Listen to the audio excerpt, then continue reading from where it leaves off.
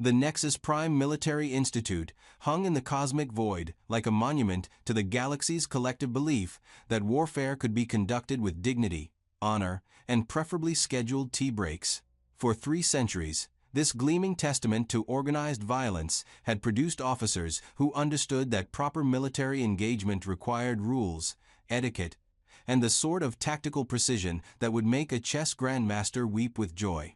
The Institute prided itself on transforming the galaxy's finest specimens into refined practitioners of what they diplomatically termed civilized conflict resolution, which was rather like calling a supernova an energetic stellar event, technically accurate but missing several crucial details about the nature of destructive force. The current academic year hosted representatives from across the known galaxy, each species contributing their unique approach to the art of structured mayhem. The Threnody brought their crystalline precision and unfortunate tendency to calculate the aesthetic beauty of battle formations before considering their tactical effectiveness. Their translucent forms refracted light in patterns that supposedly communicated complex strategic concepts, though mostly they just gave everyone headaches during long lectures. The Qualex contributed their tentacled efficiency and collective problem-solving abilities, approaching warfare with the methodical thoroughness of beings who had evolved from hive-minded organisms. They could coordinate attacks with mathematical precision, provided everyone agreed on the attack plan approximately 6 hours in advance and filed the proper paperwork. The hegemony species floated through corridors as pure energy constructs contained in polished metallic shells. Their warfare philosophy, emphasizing the elegant application of overwhelming technological superiority. They approached combat like a well-orchestrated symphony, beautiful and devastating, assuming the enemy was polite enough to stand still during the performance. And then there was the human. Kayla Chen occupied a seat in the back corner of advanced tactical theory with the unremarkable presence of someone who had mastered the art of observational camouflage. While her classmates engaged in elaborate philosophical discussions about the moral implications of flanking maneuvers, she absorbed information with the focused intensity of a gravitational singularity collecting matter. The other recruits had learned to treat her with the cautious respect typically reserved for unexploded ordnance. Not because she was threatening, quite the opposite, actually. She was unfailingly polite, helpful with study groups, and possessed the kind of quiet competence that made instructors nod approvingly during practical exercises. But humans had a reputation throughout civilized space for being unpredictable in ways that defied mathematical modeling. Commandant Thyrix 9 dominated the front of the lecture hall with the imposing presence of 8 feet of biomechanical precision. His species had long ago abandoned purely organic existence in favor of enhanced cybernetic integration, creating beings who thought like computers but retained enough biological intuition to understand the illogical nature of actual combat. His optical sensors swept across the assembled students with the methodical efficiency of targeting systems conducting threat assessment. Today we examine the Institute's simulation protocols, Thyrix 9 announced, his voice carrying the harmonic resonance of someone whose larynx had been replaced with a sound system that could double as a weapons targeting array. These scenarios test your ability to apply theoretical knowledge under pressure. The holographic display activated, showing the familiar progression that every military academy in the galaxy used for officer training.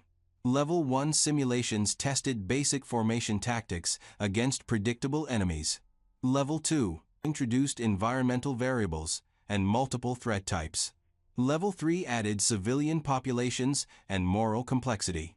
Level 4 simulations, Thyrix 9 continued, incorporate psychological warfare and unconventional tactics. Most graduates never advance beyond this level, as it represents the theoretical limits of civilized military doctrine. Murmurs of approval rippled through the assembled students. The Institute's Level 4 certification was recognized across 12 star systems as the mark of truly exceptional military leadership. Graduates typically commanded fleets within a decade and influenced strategic doctrine for generations.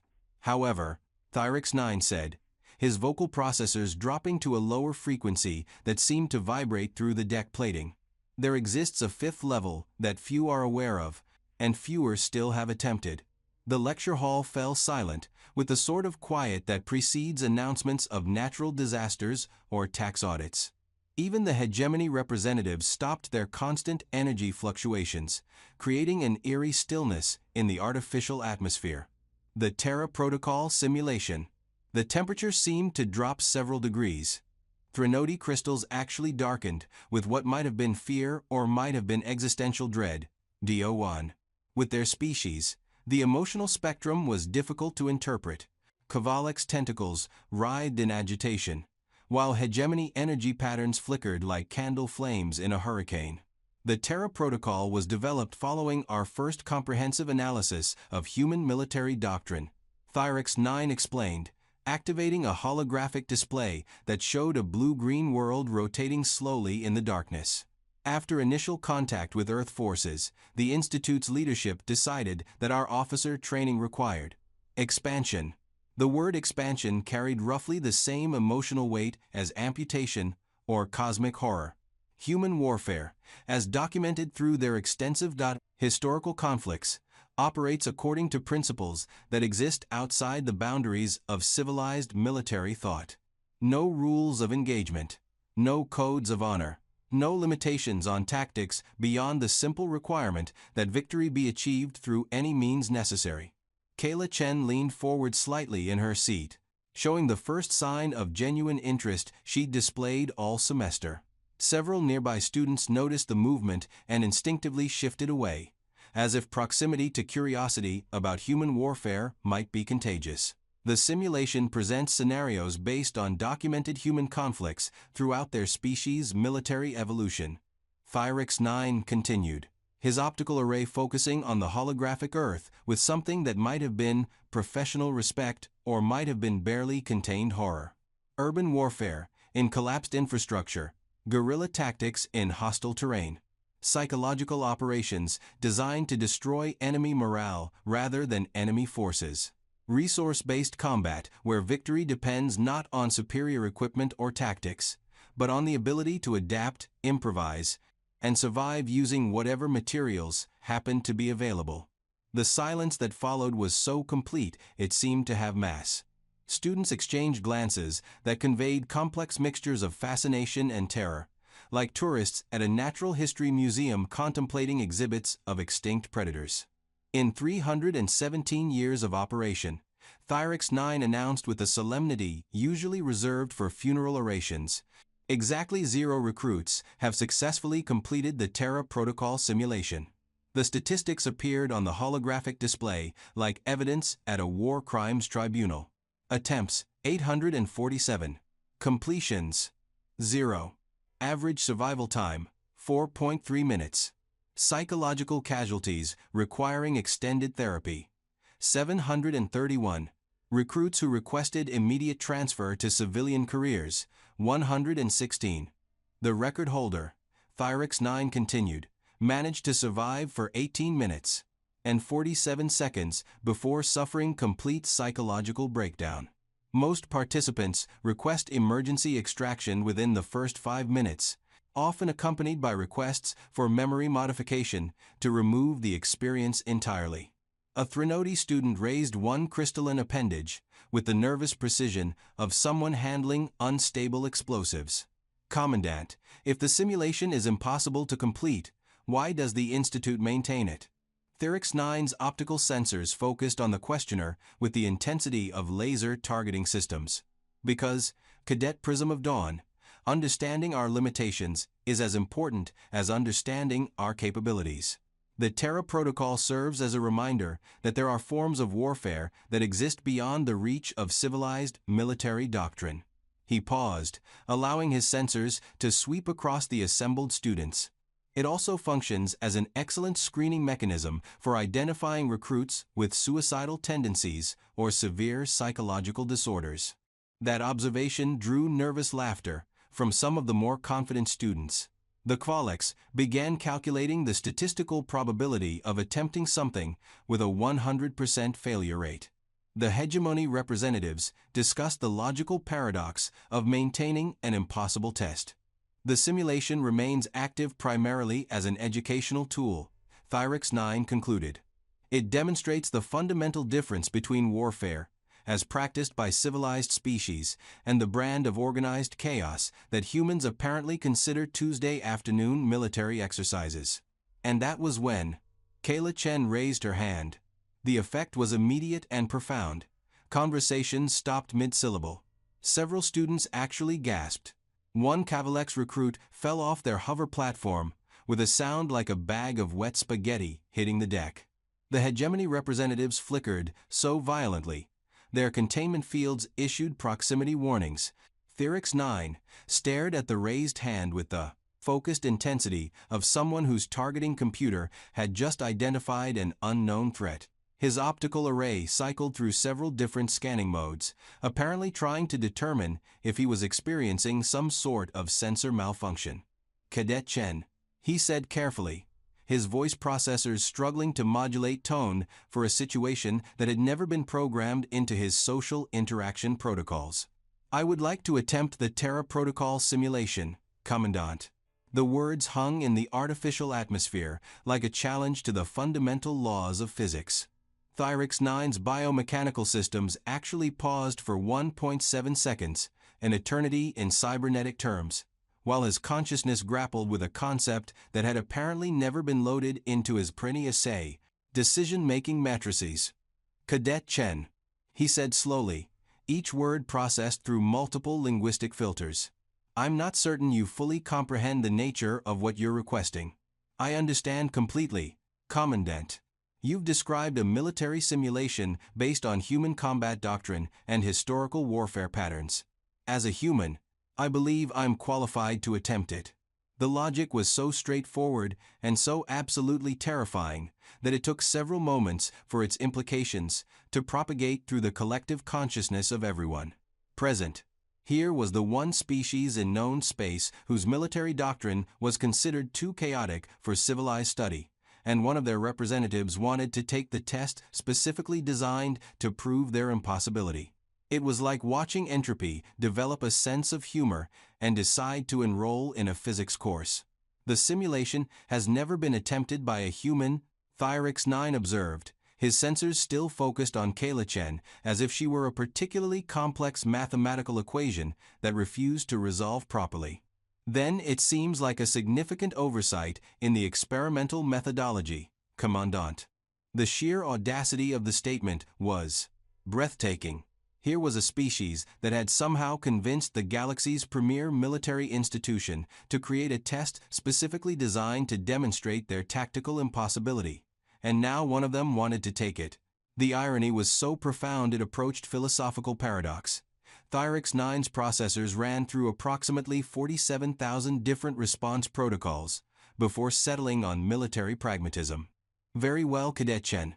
We will schedule your attempt for 0800 hours tomorrow. I strongly recommend you reconsider overnight." "Thank you, Commandant. I won't be reconsidering." And that, Thyrix 9 realized with the growing certainty of someone watching a star go supernova in real time, was probably the most human response she could have given. Word of Kayla's intention spread through Nexus Prime faster than a containment breach in the reactor cores. By evening mess, the Institute buzzed with speculation, concern, and the kind of morbid fascination usually reserved for observing stellar catastrophes from a safe distance. Fellow recruits cornered her at every opportunity, offering advice that ranged from mathematically sound to completely hysterical. The Threnody presented crystalline matrices that calculated her chances of success as approaching theoretical impossibility. The Cavalex shared collective memories of Academy graduates who had attempted the Terra Protocol and never quite recovered their mental equilibrium. The hegemony representatives offered detailed energy pattern analyses, proving that her biological neural structure was fundamentally incompatible with the psychological stresses the simulation would generate. They suggested she consider a career in diplomatic services instead. Kayla listened politely to all of them, thanked them for their concern, and continued with her normal routine with the calm determination of someone who had already made peace with her decision. The Terra Protocol simulation chamber occupied the deepest level of Nexus Prime, partly for security reasons, and partly because the Institute's leadership preferred to keep the screaming as far from regular classes as possible. The facility resembled a medical trauma center more than a training environment, with observation galleries surrounding a central pod that looked disturbingly similar to an emergency surgical suite. Commandant Thyrix 9 arrived at precisely 0800 hours, accompanied by a full medical team, 3 psychiatric specialists, 2 emergency technicians, and what appeared to be half the Institute's faculty. Word had spread. Everyone wanted to witness what they assumed would be either a miracle of human adaptability or a complete psychological collapse documented for academic study. Final opportunity to reconsider, Thyrix 9 offered, his vocal processors modulated to express something that might have been concern. "I appreciate the consideration, Commandant, but I'm ready to proceed." The technicians conducted the standard pre-simulation briefing with the nervous efficiency of beings who had performed this routine hundreds of times, while secretly hoping they'd never have to do it again. Neural interface calibration, emergency extraction protocols, psychological monitoring systems, medical intervention procedures, all standard operating procedure for feeding someone into the Institute's most notorious technological meat grinder. The simulation will begin with basic parameters and escalate according to your performance metrics, the lead technician explained, his tentacles quivering with barely contained anxiety. Most participants request extraction during the initial engagement phase. There is no shame in acknowledging the limitations of species-specific psychological conditioning. If anyone noticed the irony of a Kvalex lecturing a human about psychological limitations, they were diplomatic enough not to mention it. The neural interface activated with the subtle hum of sophisticated technology, convincing someone's brain that it was experiencing a completely different reality. The observation gallery's displays came online, showing biometric readings, neural activity patterns, and tactical situation updates that would allow them to monitor every aspect of her psychological dissolution in real time. Kayla found herself standing in what had once been a city, but now resembled a three-dimensional definition of chaos.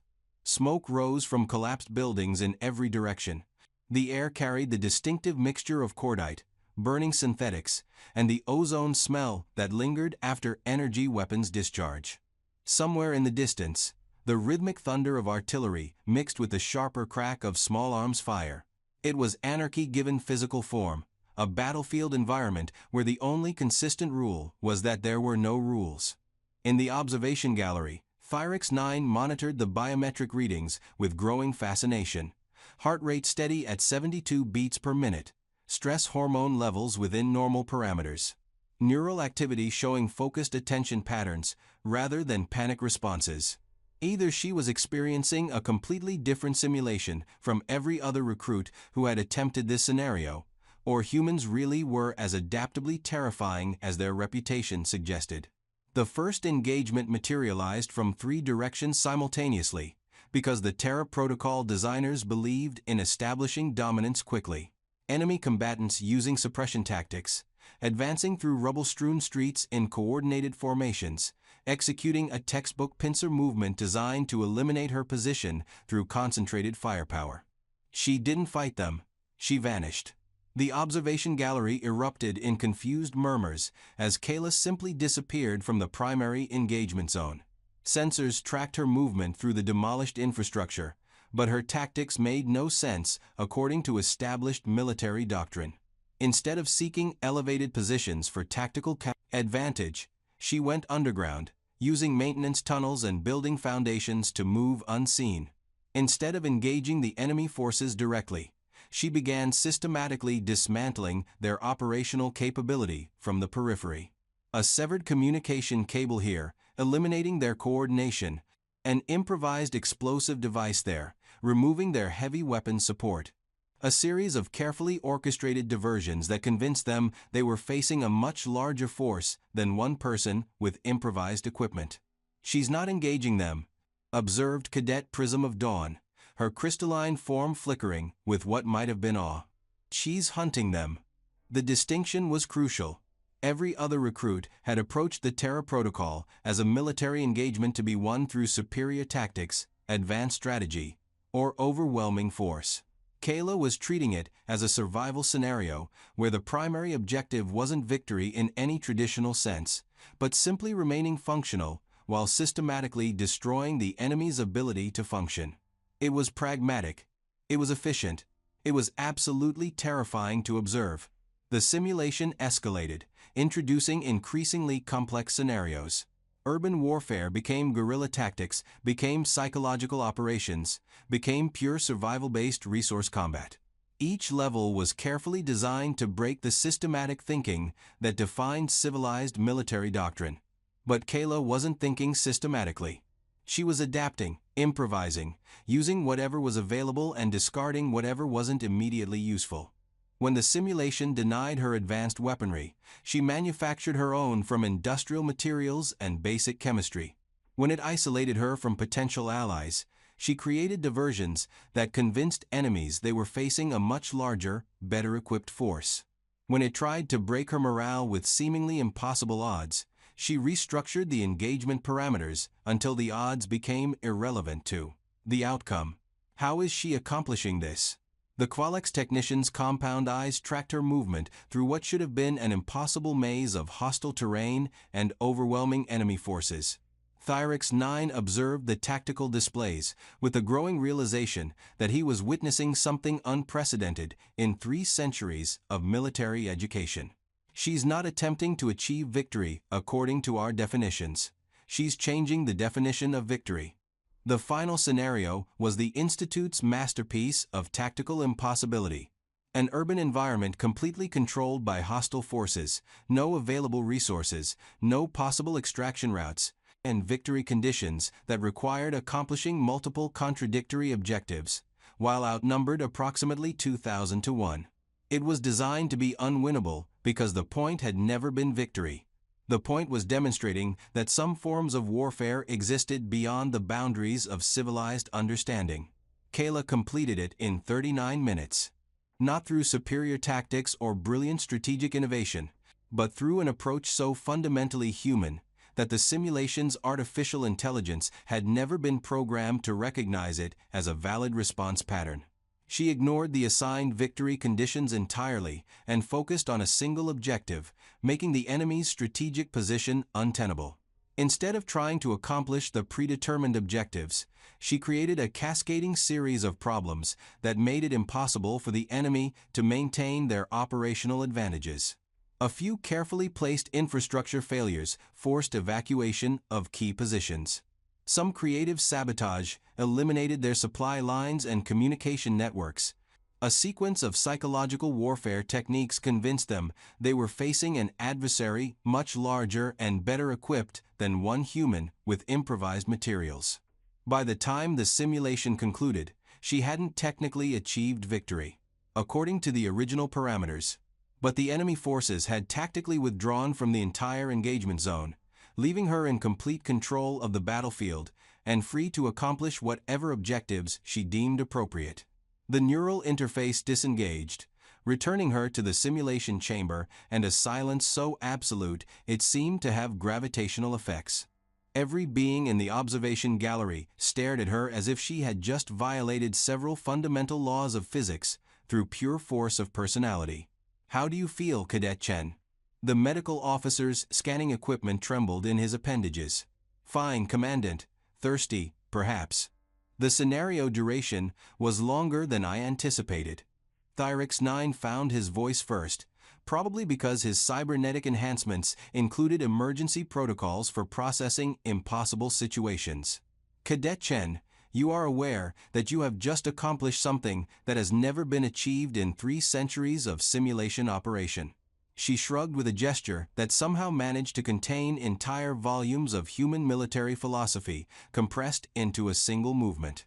The scenarios were challenging, but they followed predictable escalation patterns once you understood the underlying assumptions. Predictable patterns. Yes, Commandant. The simulation was designed by beings who approach warfare as a structured activity with defined parameters and measurable outcomes. But human military doctrine isn't structured in that sense. It's adaptive.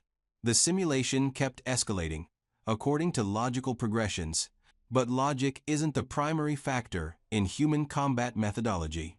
The silence that followed was the sound of several dozen highly educated military minds attempting to process a concept that had just fundamentally restructured their understanding of warfare itself. What is the primary factor in human combat methodology? Thyrix 9 asked, though his processing systems were already calculating that he might not want to analyze the answer too carefully. Stubbornness, Commandant. Humans don't usually win military engagements because we're more intelligent or better equipped or superior tacticians.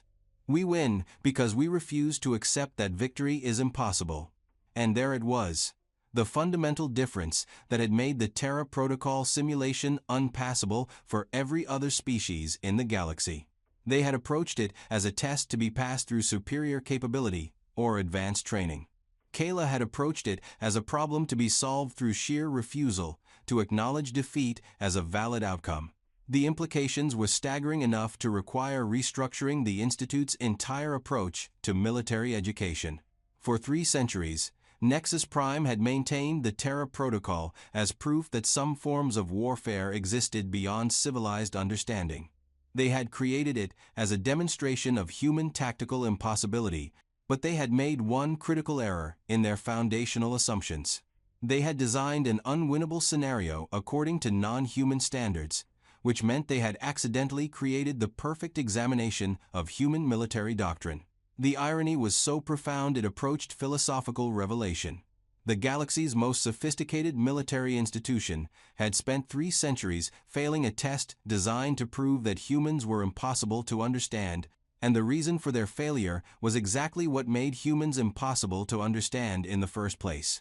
Thyrix 9 regarded his human cadet, standing calmly in the center of what had just become the Institute's most dramatic educational paradigm shift since its founding, and realized that military science was about to become significantly more complicated. "Cadet Chen," he said finally, "I believe we need to schedule extensive consultations regarding curriculum modification." She nodded politely. "Of course, Commandant. Should I prepare a comprehensive analysis of tactical recommendations?" Tactical recommendations. From the species that had just demonstrated that everything the galaxy thought it understood about advanced warfare might be based on fundamentally incorrect assumptions. Thyrix 9 felt his optical sensors dim with something that might have been anticipation or might have been existential terror. "Yes," he said. "Yes, I think that would be highly educational." And somewhere deep in Nexus Prime's data processing systems, the Terra Protocol simulation quietly updated its operational records to reflect the first successful completion in its 3-century history, filed under a category that the programmers had never expected to use. Paradigm shift. Recommend complete system architecture review. The galaxy's understanding of military science had just become infinitely more complicated, and the human responsible for that complication was already considering lunch plans, which, when analyzed objectively, was probably the most human response possible to single-handedly revolutionizing the military doctrine of 15 different star systems. Some things, apparently, never change. Humans would always be impossible to predict using conventional logic, and they would always approach that impossibility with the kind of casual pragmatism that made the rest of the galaxy simultaneously grateful and terrified that they were generally fighting on the same side. The Institute would adapt, naturally. Military institutions always do. But it would require considerably more time than 39 minutes, and it would involve exponentially more administrative documentation. After all, revolutionizing the fundamental assumptions of galactic military doctrine required proper procedural compliance. Even paradigm shifts had to follow established bureaucratic protocols. It was all very civilized,